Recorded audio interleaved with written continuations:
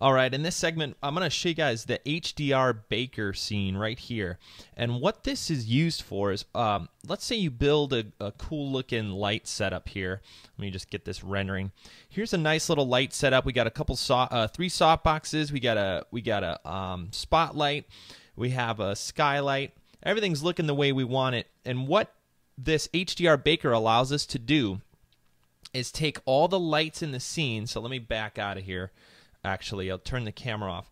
It's going to bake all these lights in the scene here into your own custom HDR that you can then use to light other stuff in other scenes. So let me show you how this works. You have your scene here, and all you have to do is double click on the HDRBaker to include it into your scene.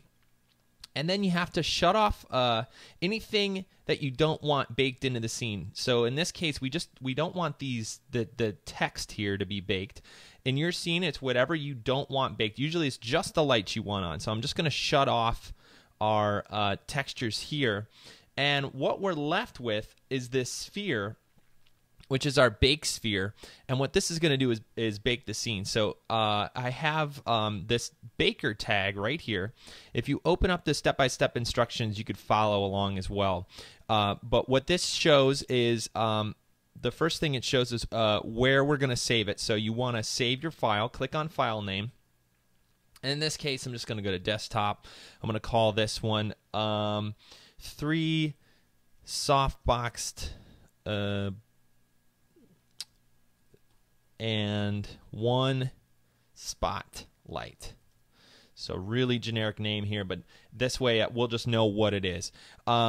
Everything else is set up for you. All you have to do is go into the Options tab right here and then hit Bake. Now, in the instructions, there's one other thing you have to go check, and it's in your render settings. You want to make sure your anti-aliasing is at least turned to best, and then 1 by 1 by 2 by 2 right here. If you want to go crazy, you can also go 4 by 4. This is just going to give you a cleaner bake when you go to bake this object. So now when we click Bake, you're going to see it start to bake here. And this is it bakes a pretty big file. So you can see how long it does take quite a few minutes sometimes to bake this, but you can see the progress right here going down. And what you're going to be left with is an HDR that you can then bring back into the scene and light any other of your scenes. So we'll let that bake here, and when we get back, what we'll do is actually we'll use this HDRBaker object that we're making in this HDR sky, which is what we're going to talk about next. So why don't you go ahead and just jump to the next video, which will be the HDR sky video, and then I'll show you what you can actually use this for.